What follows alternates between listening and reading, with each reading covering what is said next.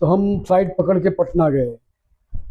तो दोस्त ने मुझे रास्ते में ही बता दिया था कि देखो विपुल भाई, मैं जिस गेस्ट हाउस में आपको रखने वाला हूँ, वहाँ का जो मुझे हैंडल माहौल। माहौल भी बताया, और जो हैंडल करना है वो मैं कर लूँगा, पर रहना है आपको अकेला, अच्छा। क्योंकि मैं अपने काम में लगा रहूँगा। तो मैंने कहा मुझे कोई एतराज़ नहीं है, आप मुझे बस मुझे पहुँचाइए। तो सर जी के पटना स्टेशन से बाहर निकलते ही एक रास्ता गुजरता है, तो रास्ता पार करेंगे तो दाईं तरफ महावीर मंदिर है, जी। और सामने रिक्शा स्टैंड है, और उसके बाजू में माँ देवी गेस्ट हाउस। तो सर ये गेस्ट हाउस ऐसा है कि उसमें कोई प्राइवेट रूम नहीं होता है। एक बड़ा सा हॉल, हॉल इतना बड़ा कि कम से कम मैंने देखा कि 30 से 40 बेड वहाँ पे लगे हुए थे, और सब मतलब रह रहे थे। तो दोस्त ने मुझे मैनेजर से मिलवा दिया, कि बोलते हैं ये भाई आपके यहाँ रहेंगे, ये हम्म। राइटर है, वगैरह वगैरह। तो मुझे एक बेड दे दिया गया। तो मैंने कहा थोड़ा मुझे मुझे प्राइवेसी चाहिए, तो थोड़ा अलग से दीजिए। तो मैनेजर सर बहुत अच्छे थे, शर्मा जी। तो मुझे पूरा इंतजाम कर दिया मेरा, और वो चले गए दोस्त। हम्म। अभी मेरा काम लिखना था, तो लिखना शुरू कर दिया। अभी सर मैंने क्या सोचा कि भले ही मुझे भोजपुरी लैंग्वेज की ज़रूरत नहीं पड़ेगी, पर मैं राइटर हूँ उस हैसियत से मुझे जानना जरूरी जरूरी है उनका कि कल्चर कैसे होगा। कि कल्चर क्या है, कि भोजपुरी भाषा क्या है।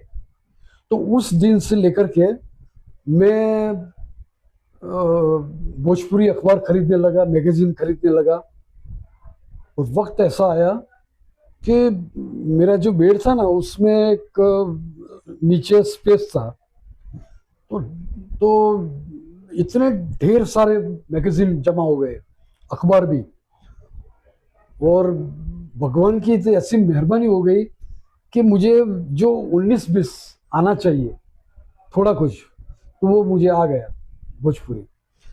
और मैंने एक काम क्या किया सर, कि जब मैंने स्क्रिप्ट लिखना शुरू किया ना, हम्म। तो जब मैं खाली बैठता था, तो जो बाकी लोग रहते थे ना, तो उनसे मैं दोस्ती करता था।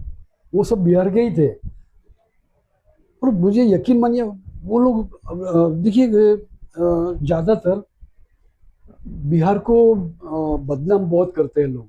अच्छा। हाँ, मैं क्यों करते हैं कि भाई वहाँ पे ऐसा होता है, वैसा होता है, चोरी होती है, लूट होती है, तो क्राइम ज्यादा है। क्राइम ज़्यादा है। तो मैं सबसे ये सवाल करना चाहता हूँ, बिहार की मैं पैरवी कर रहा हूँ, कि हिंदुस्तान में आप कहीं भी चले जाइए, कहाँ पर बुराई नहीं है, कहाँ पर डकैत नहीं होती है, कहाँ पर बलात्कार नहीं होते हैं, कहाँ पर चोरी नहीं होती है। बल्कि मैं तो ये कहूँगा कि बिहार मुझे बहुत ही अच्छा लगा, और बिहार के लोग बहुत ही प्यारे लगे। तो एक बार मैंने वहाँ पर सर 2 स्क्रिप्ट लिखी, जी। और मैं पूरी लगभग कितने दिनों में लिखी आपने वो। वो लिखी मैंने 40 दिनों में। ओ। 40 दिनों में 2 फिल्मों की स्क्रिप्ट लिखी। हम्म। डायलॉग्स मुझे नहीं लिखने थे, किसी और को लिखने थे। हम्म। तो जब काम खत्म हो गया, तो सब मेरे पास था। तो मेरे दोस्त आए, हम्म। तो बोलते हैं कि अभी हमें प्रोड्यूसर के साथ जाना है लोकेशन देखने के लिए। मैं कहा, ठीक है। तो हम गए, जैसे कि गोपालगंज, बिहार, गोपालगंज, फिर वैशाली, बेतिया। तो वहाँ पर हमने लोकेशन देखा। तो इस बहाने मुझे क्या है कि वहाँ के गांव का कल्चर मैंने देखा। मुझे आप यकीन मानिए सर, मुझे इतना प्यारा लगा कि हर तरफ खेत खलिहान, प्यारे प्यारे लोग, ये अपने किसान लोग, मैं घुल मिल गया, और इतना प्यारा लगा मुझे। और फिर वापस हम पटना आए। तो फिर मेरे दोस्त ने बताया कि अभी बहुत जल्द पिक्चर की शूटिंग शुरू होगी। हम्म। और मैंने स्क्रिप्ट के साथ साथ जो वन लाइन होती है ना, वन लाइन जो डायरेक्टर प्रोड्यूसर को सुनाई जाती है, जी, वन वो लाइन। भी अलग पेपर से लिख कर रखा मैंने। और वो सब मैंने, मीटिंग हुई हमारी, प्रोड्यूसर को सुनाया, डायरेक्टर को सुनाया, सब खुश हो गए, फाइनल डन, बोलते काम शुरू करते। और ये सब मैंने अपने दोस्त को हवाले कर दिया, जी स्क्रिप्ट जी। सब कुछ। अभी सर मुद्दे की बात ये है कि मेरे साथ ये हुआ कि वो दोस्त ने, अभी देखो भगवान जाने, मेरा मतलब कि कोई नया आदमी नहीं था, बहुत पुराने दोस्त थे। हाँ हाँ। तो वो दोस्त दोस्त ने आना ही बंद कर दिया। और पहले जो था ना, वो हफ्ते में एक बार आते थे। और जो मतलब कि जो मेरा मतलब जो पैसा चुकता करना था, जी जी। वो चुकता करते थे। तो मैं क्या है कि सीधा साधा आदमी, कुछ ऐसा भी नहीं कि चलो मैंने पेमेंट मांगा, पेमेंट भी नहीं मांगी, एडवांस भी नहीं मांगा, कुछ भी नहीं। मैंने कहा ठीक है, अपना दोस्त बैठा है मेरे साथ है, डरने की क्या बात है। तो वो नहीं आए तो मैं सर बहुत टेंशन में आ गया, क्योंकि पराये देश में, पराये प्रांत में क्या हाँ, करेंगे। क्योंकि वो उनको पैसा चुकता करना है। तो मैं एक बार मतलब मेरे बेड पे बैठा था और बाकी लोग सब अपने काम पे गए थे, मैं बहुत इमोशनल हो गया था। तो उस वक्त मैनेजर साहब आए। अभी सर उन्होंने जो मुझे बात कही है, मेरे दिल में उतर गई। अच्छा। हाँ, वो उन्होंने क्या बोला कि मुझे सब मालूम है कि वो भाई साहब आते नहीं है, ना आपका फ़ोन उठाते हैं, ना मेरा फ़ोन उठाते हैं, और आप टेंशन में आ गए हैं। आप ये सोचते होंगे कि मैं यहाँ चुकता कैसे करूँगा, अपने गांव कैसे पहुँचूँगा। तो मैंने कहा जी बिल्कुल सर। तो बोल के वो कहते हैं कि देखिए, आपको टेंशन लेना जरूरी नहीं है। मैंने कहा क्यों? मैंने कहा, वो कहते हैं कि हम आपको पहचान गए हैं कि आप अच्छे इंसान हैं। हम क्या करेंगे कि हम दो तीन लोग मिल करके, हम जो आपका जो पैसा जो हमारा निकलता है वो तो हमको चाहिए ही नहीं, बल्कि हम आपका टिकट निकल के हम आपको गांव पहुंचाएंगे। तो दिल मेरा इतना खुश हो गया कि तब से लेकर के मतलब मुझे पटना आज भी याद आता है सर। कि मुझे, मैं सोचा कि अगर मैं बिहार में ही अगर बस गया होता तो बहुत अच्छी बात होती। और अचानक सर वो दोस्त आए, मेरे दोस्त, अच्छा पुराने दोस्त, अच्छा। तो आए ना, तो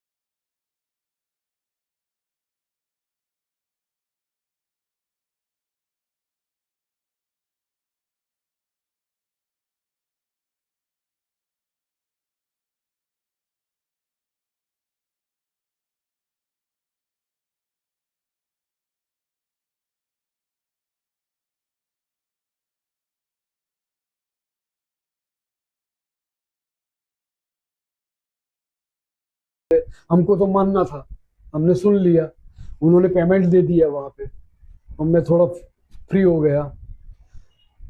तो क्या हुआ कि फिल्म का आगे कुछ नहीं हुआ? हाँ, वो फिल्म का क्या हुआ? मैं वही बताने वाला हूँ। जी जी। तो आगे चल करके ये हुआ कि जब मेरे पास खाली समय था ना, तो टहलने जाता था। जैसे कि आपको बताऊं मैं कि पटना में गांधी मैदान है, गांधी मैदान, जहाँ पे बड़े बड़े नेता लोग अपना भाषण देते हैं, वो चाहे कोई भी हो, गुजरात का नेता हो या कहीं का भी हो। तो वो गांधी मैदान मुझे बहुत अच्छा लगा, वहाँ मैं जाता था। तो ऐसे में सर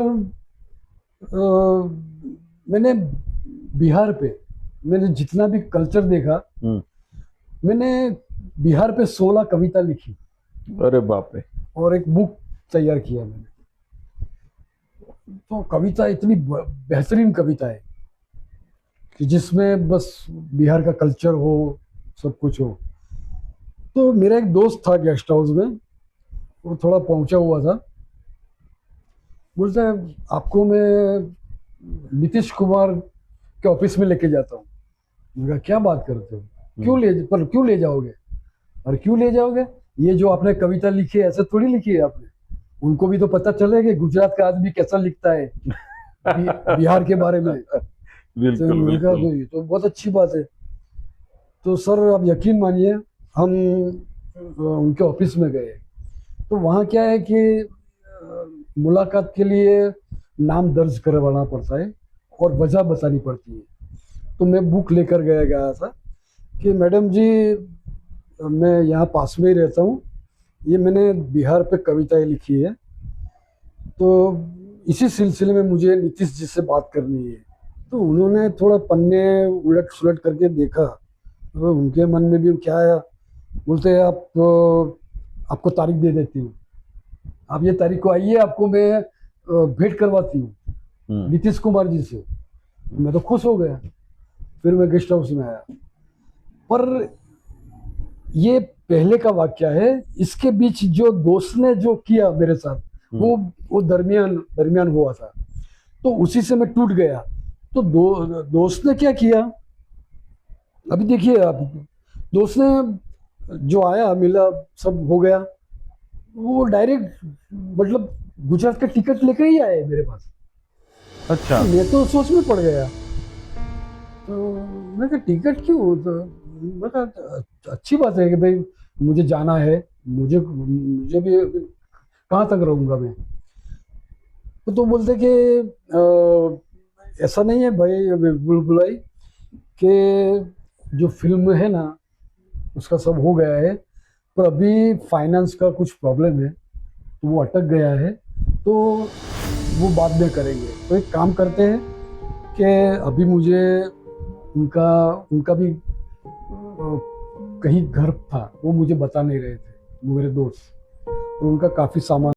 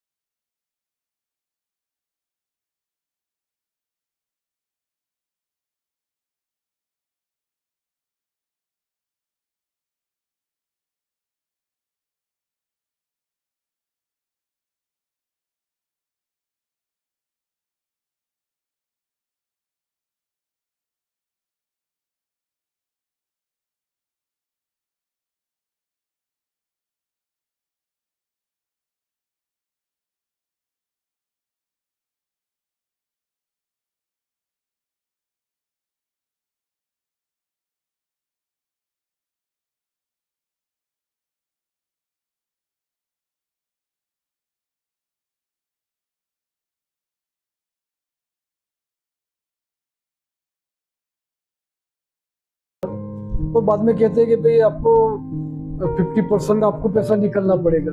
तो मैंने कहा देखिए आप अभी आप गुमराह कर रहे हैं, आप सोशल मीडिया में कुछ और बता रहे हैं और कॉल पे कुछ और बात बता रहे हैं। तो मैंने कहा माफ कीजिएगा, मुझे किताब नहीं छपवानी है, तो इसीलिए कोई भी किताब मेरी छप नहीं सकती। दोस्तों, आपको मैं एक बात बताना चाहूँगा फक्र के साथ कि मैंने खुद लिखी हुई गोवा कॉटेज हिंदी मूवी, जिसका एक गाना जो साईं बाबा के ऊपर कव्वाली लिखी गई है, वो कव्वाली हमारे विपुल भाई ने ही लिखी है।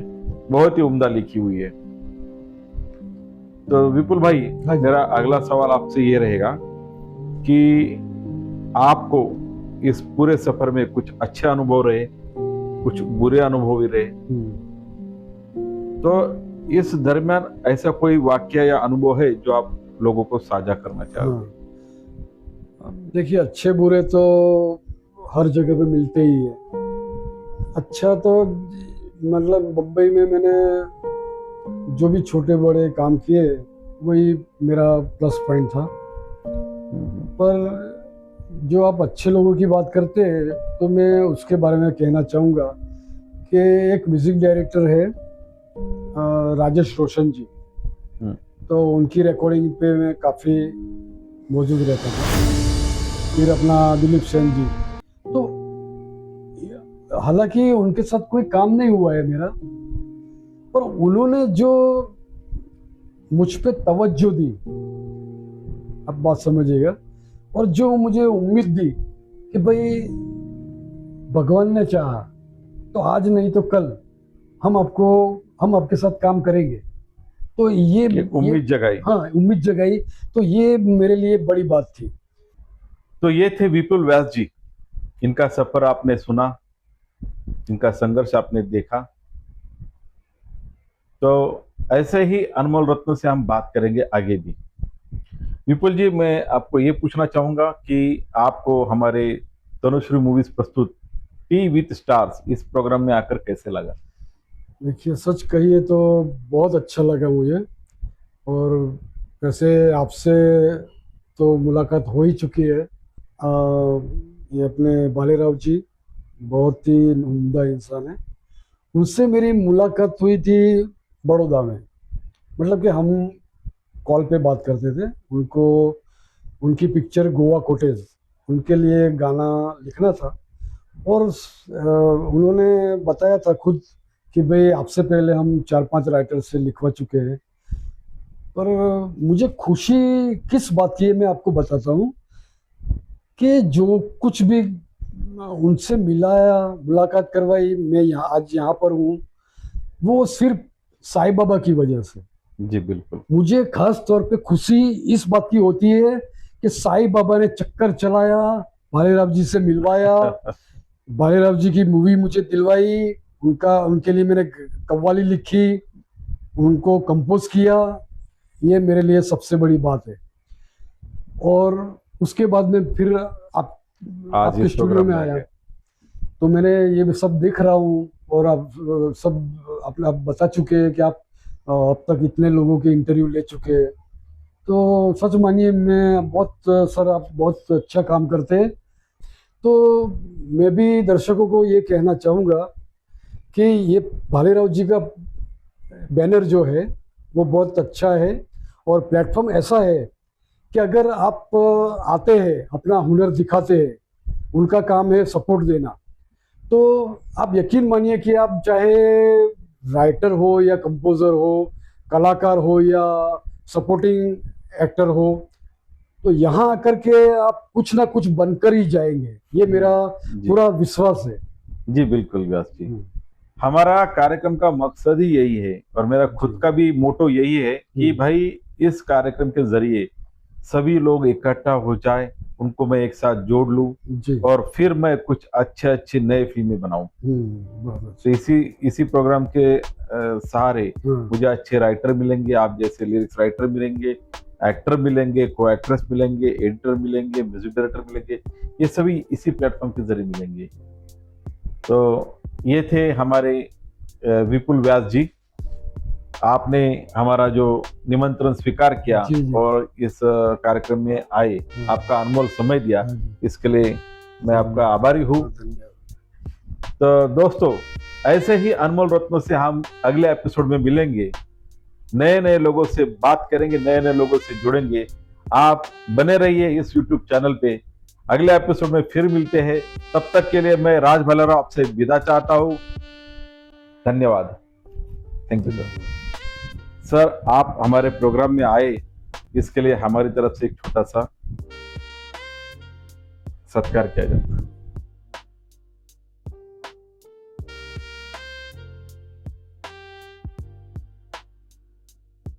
और हमारे महाराष्ट्र की सुप्रसिद्ध कंपनी कालांश, इसकी तरफ से आपको ये हेल्दी गिफ्ट दिया जाता है। शुक्रिया जी।